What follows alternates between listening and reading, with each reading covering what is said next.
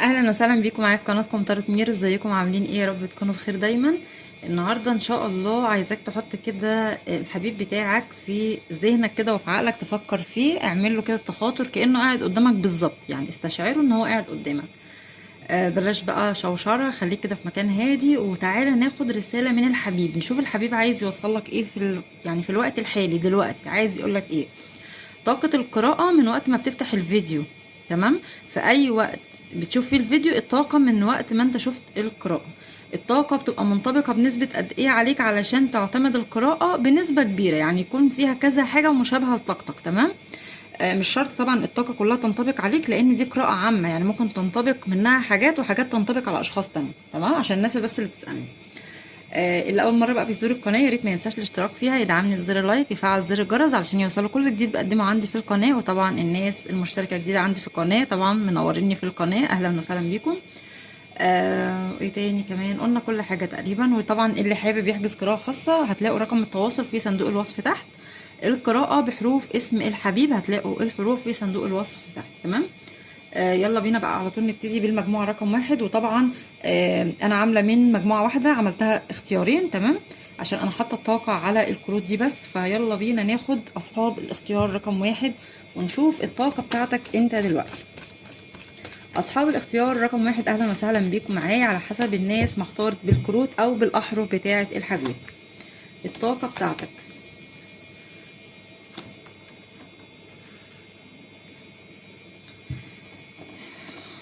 الطاقة بتاعتك انا شايفاك ان انت تعبان جدا جدا الفترة دي. عندك خذلان من حد، يا من الحبيب يا من اشخاص محيطة بيك، تمام؟ واضح ان انت اتغدر بيك كتير جدا. ممكن كمان تكون حاسس ان انت بتفشل في حياتك كتير، دنيتك مش ماشية مستقيمة، ممكن يكون عندك تعقيدات في حياتك. يعني في دموع ملازمة لحياتك الفترة دي، ممكن تكون عندك احباط او حاسس ان انت عاوز تقعد تعيط كده، او حاسس ان انت بتفتكر حاجات كتير تعباك نفسيا من زمان وبتحاول تسترجعها الفترة دي، فدي عاملة لك طاقة سيئة مش حلوة. كمان شايفاك ان انت عايز تقوم من الطعنة اللي في ظهرك دي او من الاحباط اللي عندك وتبتدي بداية جديدة مع الحبيب، في مشروع جديد، في حاجة جديدة انت عاوز تعملها وبتحاول تاخد فيها دلوقتي. يا بتاخد فيها خبرة علشان تبتدي فيها، يا اما الحبيب بتحاول تسترجعه ليك تاني، تمام؟ شايفاك ان انت مركز جدا جدا في الموضوع اللي انت عاوز تعمله دوت، سواء كان الحبيب او موضوع في حياتك. شايفاك ان انت بتراقب الحبيب جدا جدا، متعلق بيه، عندك تعلق، ويا ريت تفك طاقة التعلق دي من الحبيب. تفكها ازاي؟ ان انت ما تفضلش تفكر فيه 24 ساعة، ان انت ما تفضلش قاعد منتظره، سيب الامور تمشي زي ما هي علشان كل حاجة ترجع تجيلك زي ما كانت، تمام؟ شايفاك كمان ان انت ساعات بيبقى مزاجك مش رايق، او المود عندك بيبقى متعكر شوية. اوقات بيبقى عندك طاقة وعايز تقوم وتعمل حاجة جديدة، وساعات بتبقى كسلان، تمام؟ شايفاك كمان في الطاقة بتاعتك ان انت ممكن تكون شكليا ملفت للانتباه. ممكن كمان تكون انت مهتم جدا جدا بشكلك، بمنظرك، بلبسك. كمان شايفاك ممكن تكون الناس بتحكم عليك ان انت شخص متكبر شوية، او ان انت شخص مسيطر على حالك. كمان شايفة للبعض لو فيكوا حد متزوج فانت ممكن يكون عندك مشاكل بسبب الحمل، او مثلا ربنا لسه ما رزقكيش مثلا بالحمل او حاجة زي كده. للبعض في حد فيكوا فاقد حاجة، فاقد شيء والشيء دوت مضايقه جدا، يا اما فقدانك للحبيب يا اما فقدانك لشيء والشيء دوت عاملك تعب نفسي. شايفاك ان انت غيران على الحبيب جدا، بتحاول تبين له القوة وبتحاول توري له ان انت عايش حياتك وان انت طبيعي وتسيطر على نفسك قدامه، لكن انت من جواك عكس ما انت بتظهر خالص، تمام؟ فدي الطاقة بتاعتك انت علشان تشوف القراءة دي منطبقة معاك ولا لا. طيب تعالوا بقى ناخد الرسالة اللي الحبيب حابب يوصلها لك في الفترة الحالية او دلوقتي، الرسالة اللي هو بيفكر فيها من خلال عقله الباطن وعايز يقولها لك، او الكلام اللي هو شايله جوه عقله الباطن وعايز يقوله لك.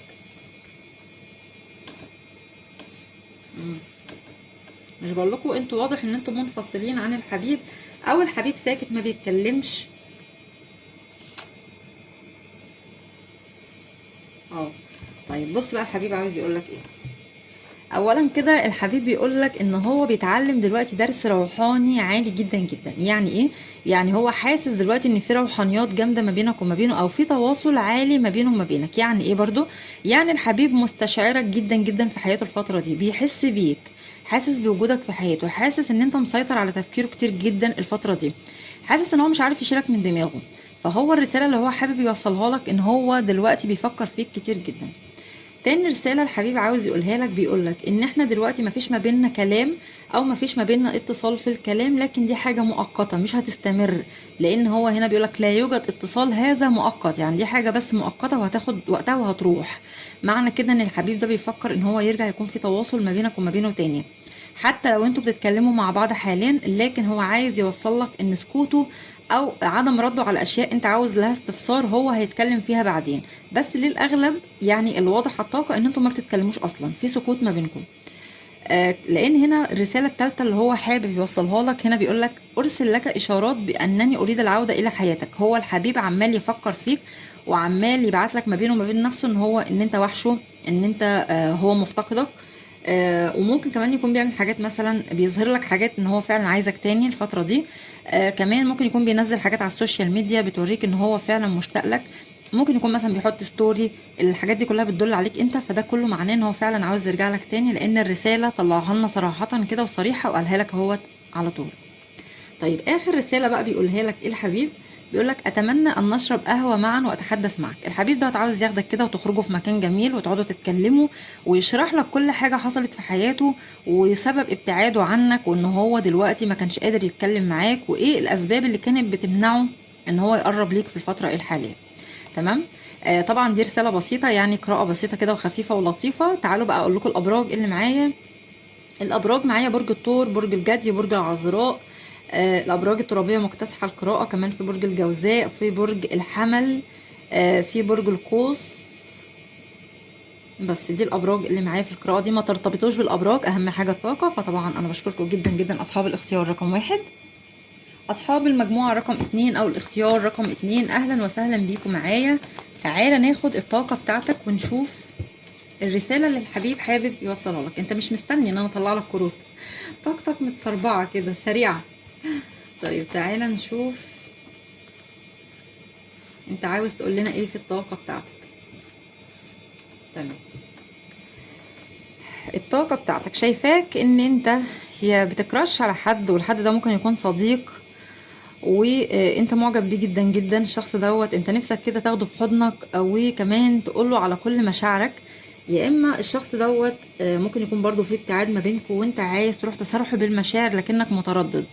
الشخص ده انت متعلق بيه جدا جدا على فكرة. ممكن يكون في اختلافات ما بينكم، او الشخص دوت يكون في خلافات كمان، ممكن تكونوا انتوا على خلافات مع بعض، او انت مش عايز تقرب للحبيب دوت، او لو دوت كراش انت بتكرش عليه، لان انت حاسس ان قربك ليه ملهوش اي نتيجة او ملهوش اي معنى، او مش هيجيب لك اي حاجة مرضية. يعني انت حاسس ان العلاقة ديت، انت ساعات بتقول لنفسك مش جاي من وراها حاجة، ساعات بتقول لنفسك كده، علشان كده بتفضل ثابت في مكانك ومتردد ان انت تروح تتكلم معاه ولا لا. طبعا انت الحبيب وحشك جدا جدا، عندك اشتياق عالي جدا على الحبيب دوت، لكن انت ثابت في مكانك ومستني ان هو اللي يجي يتكلم معاك. انت عاوزه يعترف لك بالحب، يعترف لك بالمشاعر.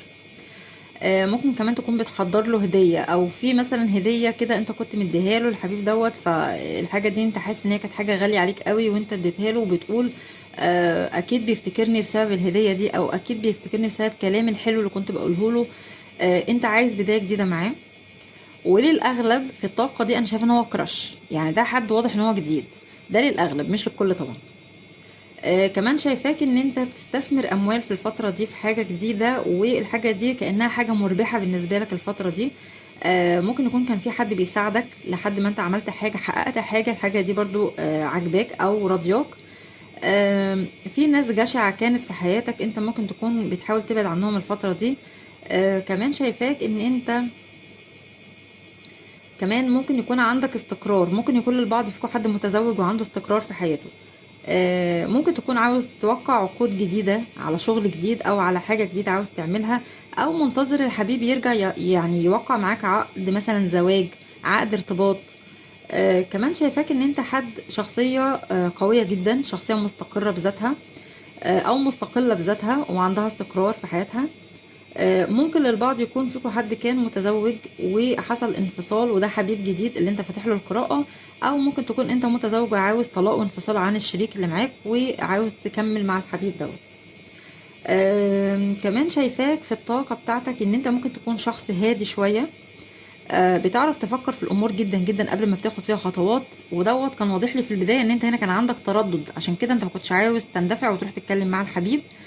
عندك احلام كتير بتحلمها وبتحلم بالحبيب كتير جدا برضو، بتفكر فيه كتير جدا. قلت لك في البدايه ان انت متعلق بيه.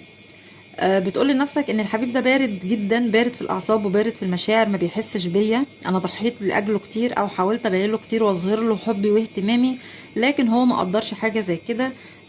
بتتكلم ما بينك وما بين نفسك كتير. فدي الطاقة بتاعتك انت في الفترة الحالية، وكمان انت طالب في حياتك العدل، نفسك العدل يتحقق في حياتك جدا جدا. تمام. فدي طاقتك علشان تعرف القراءة دي منطبقة معاك ولا لا. طيب تعالوا بقى، ولا خلي الكروت هنا طبعا عشان نقول لكم الابراج في النهاية. طيب تعالى ناخد الرسالة اللي الحبيب حابب يوصلها لك في الفترة الحالية. ايه هي رسالتك من حبيبك؟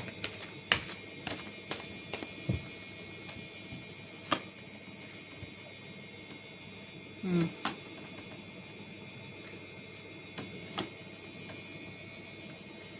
اه طيب.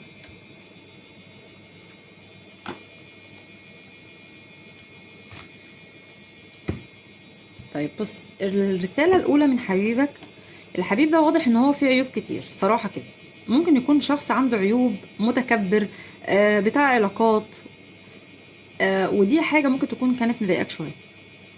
ممكن يكون كان هو عنده ماضي سيء، ودي حاجة برضو ما كانتش راضياك فيه.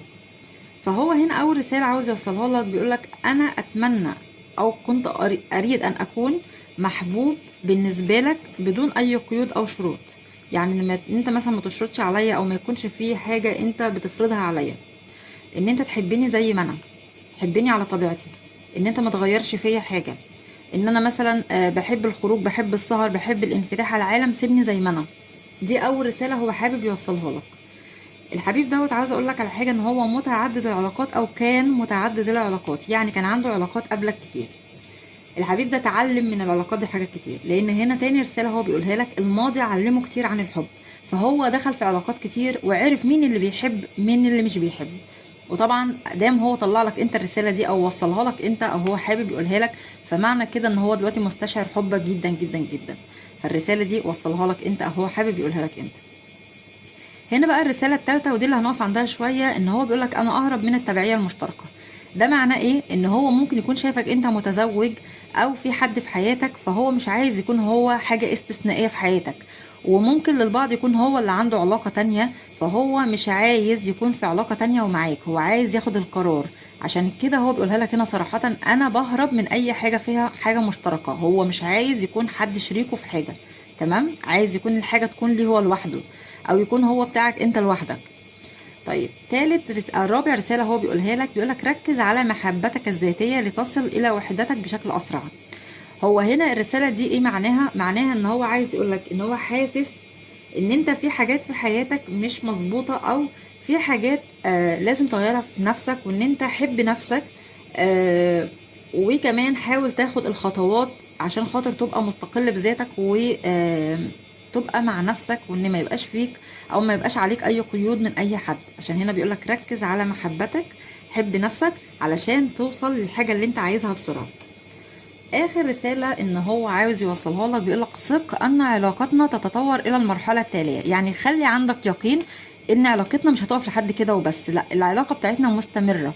علاقتنا ان شاء الله، ده يعني هو في باله بيقولك كده، ان العلاقة بتاعتكم ان شاء الله مش هتقف زي ما انتوا كده، لا، هيبقى فيها تطورات.